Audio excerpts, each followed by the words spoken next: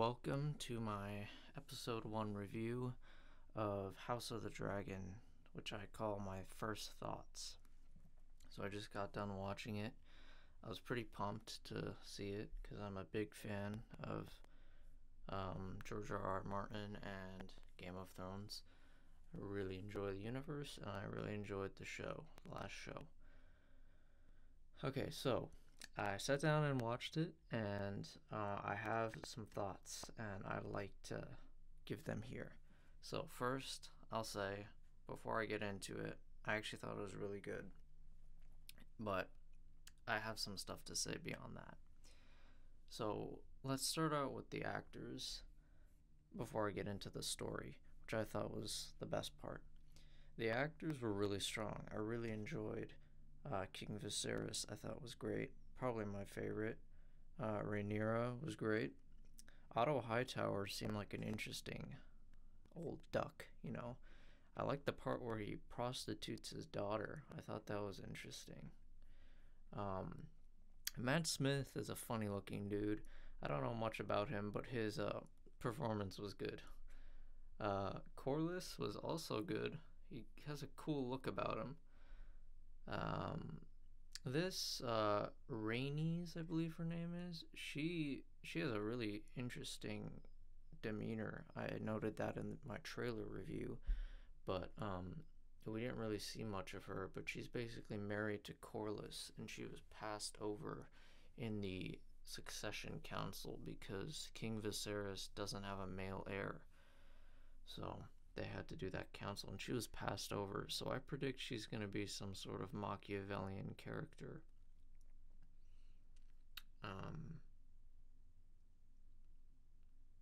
Okay, all the other characters are sort of, I didn't have an impression on me. But then again, first episode. So those are the actors. My favorite was the king. I thought he was really great. And moving on to the story. The story was much better than I expected as a hook. Some things I didn't like about the story is it was a little expositional, a bit too expositional for Game of Thrones, because Game of Thrones really sort of eases you into the exposition and you sort of don't know everything at the beginning, but this kind of like really put out the entire thing in one episode, which it could be because of the book it's based on. Fire and Blood is like a pseudo history book, so it's really sort of expositional, but I still thought it worked out at the end of the show. But at the beginning I saw like the narration, I was like, oh, what the hell is this? I was like, what? But you know, it turned out good. The story was really good, and I really liked the tragedy of King Viserys and the decision he has to make, and about okay, spoiler ahead.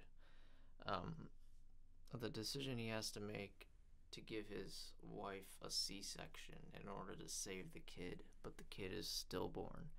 Sort of like a story about greed, but also, you know, it's not like he's a bad guy. It's complex in that he's not doing it from a place of pure selfishness, like he needs a political heir. He really thinks like they're both gonna die, because that's the way the Maester puts it out to him. But then we learn later in the episode the Maester is sort of, the whole court is against Prince Daemon, which is his heir. So the Maester suggests a C-section, hoping, in my opinion, that his heir is going to be a male, and that succession will go to the male heir instead of Prince Daemon. So that's pretty interesting. The whole court is like very slimy, and nobody has the king's back really. Corlys Velaryon has the king's back somewhat, but he's sort of like, I don't know, he sort of mainly supports his wife, is what I got from it.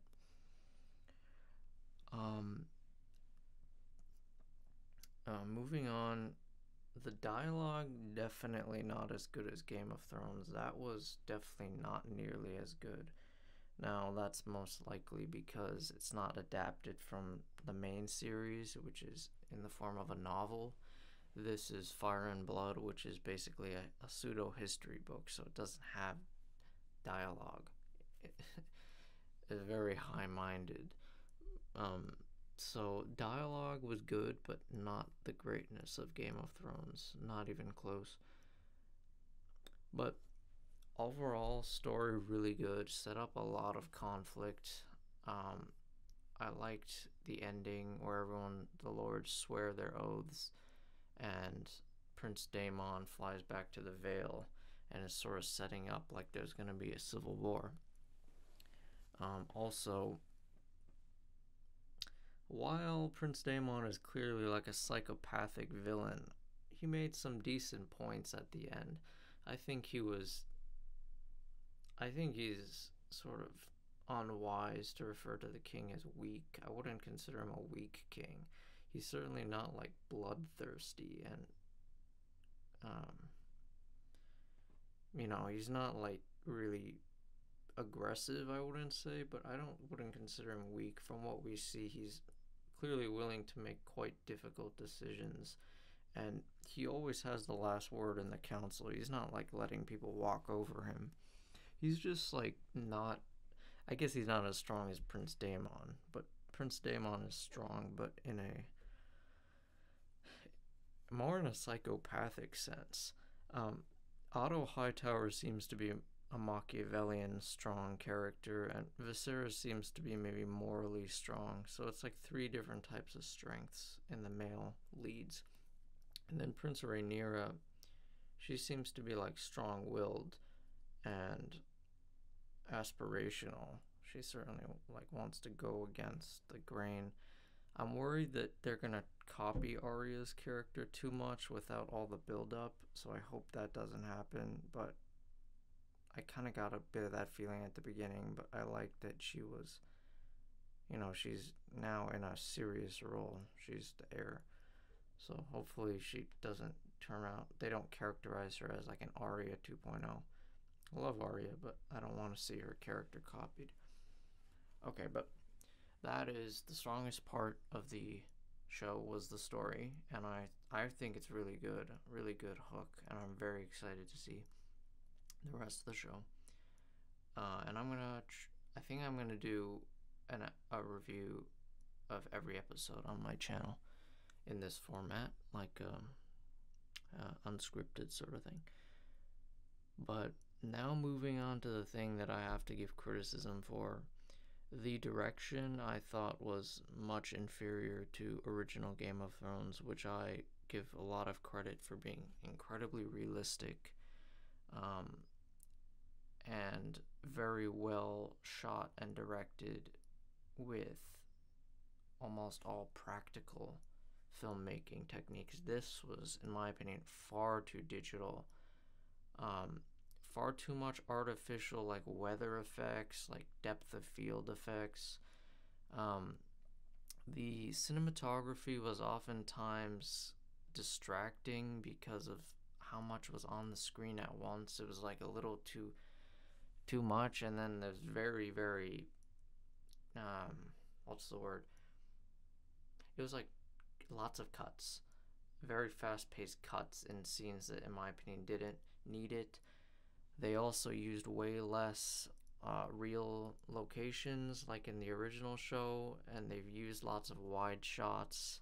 Now they have the digital budget. They're like doing lots more CGI, which I did not like. I preferred the original show where they were constrained by a budget and they actually had to shoot on the actual location, which that's what I loved about Game of Thrones. I liked that it looked so real to me. This clearly, I thought, had way too much digital work. It's not bad digital work, but it's not, I don't think it's a good idea. Oh yeah, and the other thing is, from the directing, I thought the gore was really good.